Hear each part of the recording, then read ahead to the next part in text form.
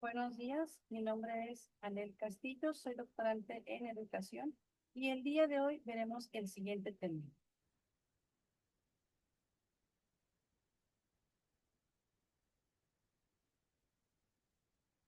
Bien,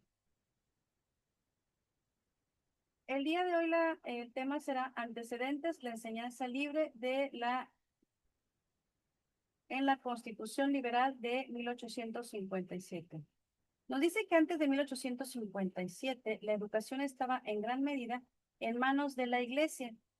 Las órdenes religiosas controlaban las escuelas y el currículo y, por supuesto, la moral que se inculcaba. Esto era parte del andamiaje social y político de la época, donde la Iglesia gozaba de un poder inmenso comparable al del propio Estado. La llegada de las ideas liberales, impulsadas por figuras como Benito Juárez y José María Luis Mora, representó un quiebre. Los liberales creían en la separación de la Iglesia y el Estado y en que la educación debía ser una herramienta para el progreso y la formación de ciudadanos libres y críticos y no súbditos de la fe. Así, la Constitución de 1857, en su artículo tercero, proclamó un principio revolucionario para su tiempo: la enseñanza es libre. Este principio, que parece tan simple, era en realidad un arma de doble filo y una declaración de guerra ideológica. Por un lado, rompía el monopolio de la Iglesia, en donde cualquier persona, sin importar su creencia religiosa, podía abrir una escuela e impartir clase. Se abría la puerta a la diversidad de pensamiento y a la competencia en el ámbito educativo. Pero, por otro lado, ¿qué implicaciones tenía esa libertad de enseñanza? Al no especificar una regulación estatal, se creaba un vacío. ¿Quién garantizaba la calidad? ¿Quién aseguraba que no se enseñara con fines de adoctrinamiento político o religioso? La Constitución dejaba estas preguntas en el aire, lo que permitía que el debate continuara por décadas. La libertad de enseñanza era un ideal liberal puro, una creencia en la que la competencia y la libre iniciativa llevarían al mejoramiento, pero no establecía al Estado como un actor principal en la provisión de la educación, algo que sería crucial para el futuro. Este antecedente es vital. La Constitución de 1857 no estableció la laicidad de la educación pública de manera explícita ni su carácter gratuito y obligatorio, pero sí puso la primera piedra para que la educación dejara de ser un privilegio religioso y se convirtiera en un derecho civil, sentando las bases de las famosas leyes de reforma, lo cual pues fue un paso valiente, un intento de modernizar a la nación, pero su vaguedad sobre el rol del Estado la hizo vulnerable a la crítica y al debate que surgiría con mucha más fuerza 60 años después. Vamos a ver el siguiente artículo en donde podemos hablar de manera más específica acerca de esta época y cómo es que se percibía precisamente esta libertad de enseñanza en los años a partir de 1857.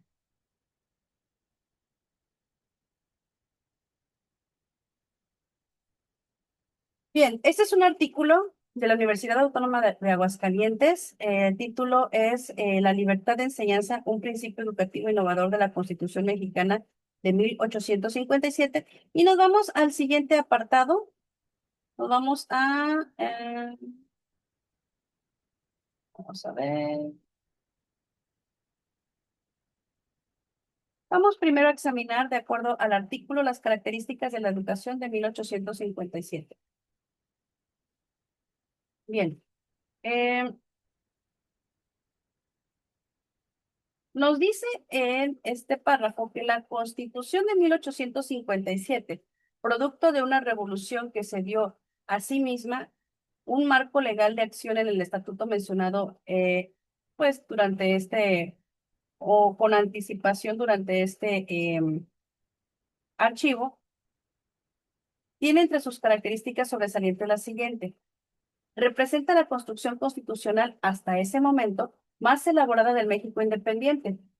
producto del trabajo de los hombres más ilustrados e inteligentes de esa etapa de la sociedad mexicana. En estrecha relación con el propósito de conciliación, se afirmó el ejercicio de la soberanía del pueblo, pues el Congreso decretó la nueva norma fundamental en el nombre de Dios y con la autoridad del pueblo mexicano, apoyándose en la legitimidad de la independencia, en este caso, bueno, del Congreso Constituyente de 1857. No obstante ser una norma conciliadora gracias al esfuerzo y congruencia de los liberales modernos, las leyes de reforma le dieron mayor realce y alcance transformador ante la resistencia de los conservadores. Establece una nueva institucionalidad reconociendo el más amplio catálogo de derechos del hombre hecho hasta entonces por un constituyente mexicano, gracias al impulso liberal. Estos derechos son los principios que dan su nuevo valor ético a la ley y que originan la exigencia de promover la formación moral correspondiente en los ciudadanos, tanto por la acción cotidiana del Estado como garante de los derechos en el ejercicio del gobierno, así como por la vida social democrática y la institución escolar que habrá de promover el conocimiento, aprecio y vivencia de los principios de la ley fundamental.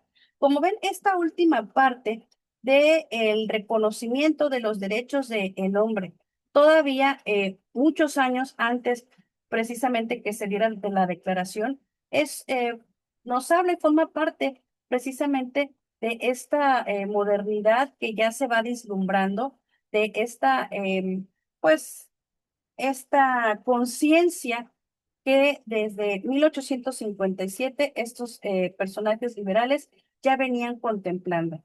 Dentro de dentro de estas características, hay una muy importante también de la cual nos habla este archivo, este documento, y es la eliminación de la religión de Estado, que es la primera ley fundamental no confesional del Estado mexicano, y otorgó a la autoridad federal atribuciones legales en materia de culto religioso. Ahora bien, todo esto se aplicó en los valores educativos de la Constitución.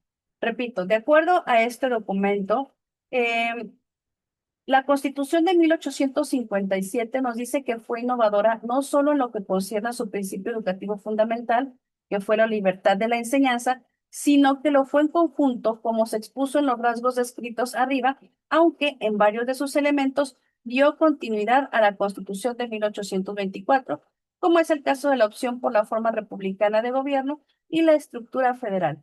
La fuente general del carácter innovador del legislador mexicano de la reforma es la percepción del constitucionalismo moderno de la Ilustración en la que la división de poderes y el reconocimiento de los derechos fundamentales son un contenido mínimo. Eh, de acuerdo a todo lo que vimos también con anterioridad, una de los fundamentos más importantes también fue la primera aparición de ya con un peso mucho más importante y de manera pues más visible fueron los derechos humanos. Los derechos humanos como origen estructurador de una constitución a partir de la dignidad del ser humano son signos de valores y se expresan como principios constitucionales. Por ejemplo, la igualdad ante la ley, o les dan a estos sustento y contenido en el conjunto de elementos de la norma, como es el caso del valor justicia, fin primordial del derecho, en la necesaria perspectiva política de esta axiología jurídica, puesto que la ley fundamental es constitución política de una sociedad. Aquí los valores se expresan, además de manera representada por los derechos, como principios de gobierno o de organización del Estado, como es el caso de la división de poderes, que está ordenada a la protección de los derechos y a la realización de la justicia.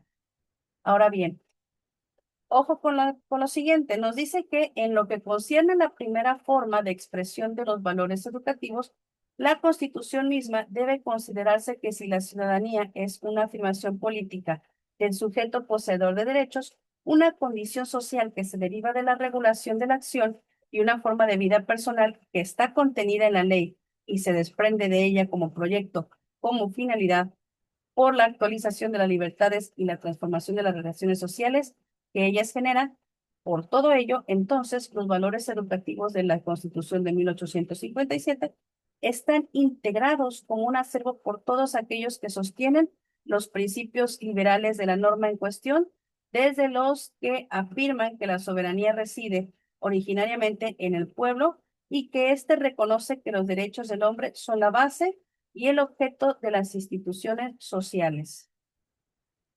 Hasta cada uno de los que aplican estos principios, empezando por la afirmación de la libertad como condición existencial y política básica, y siguiendo por la exposición del conjunto de las libertades, que es la libertad de enseñanza, de profesión, de trabajo, expresión de las ideas, de asociación, etcétera, hasta el establecimiento de los poderes divididos, sus atribuciones y responsabilidades, en suma, la sujeción a la ley. Para autoridades y para ciudadanos se constituye la convivencia como ámbito de libertades y de responsabilidades, o en otros términos, significa que el acto de reconocimiento de los derechos es la expresión de valores formativos en la comunidad política. En el caso particular de la enseñanza, con ella se reconoce a la educación como valor social, político y personal, siendo una libertad fundamentada como valor que tiene jurídicamente esa misma propiedad. En conclusión, de acuerdo a este tema en particular, tenemos que, pues, la mayor aportación de esta Constitución de 1857 es la aparición de los derechos humanos, los cuales, pues, hasta la actualidad siguen siendo, pues, parte esencial precisamente para pues la construcción para la elaboración precisamente de las leyes. Y en el caso de las leyes que tienen que ver con el ámbito educativo, pues con mayor razón. Recordemos que para quienes se dedican precisamente a esta labor docente, pues la materia prima o el insumo que se manejan, pues son personas, son niños, son niñas, son adolescentes, son jóvenes. Por lo tanto, el ejercicio, el respeto y la protección a sus derechos humanos son elementales. Esto a la par, pues obviamente, de la enseñanza y aprendizaje que se tiene que dar dentro del aula. Bien, recordemos que para este tema vamos a tener información adicional, así como enlaces que ustedes van a poder revisar para tener una mayor comprensión del tema. Por mi parte es todo y nos vemos en una siguiente sesión. Gracias.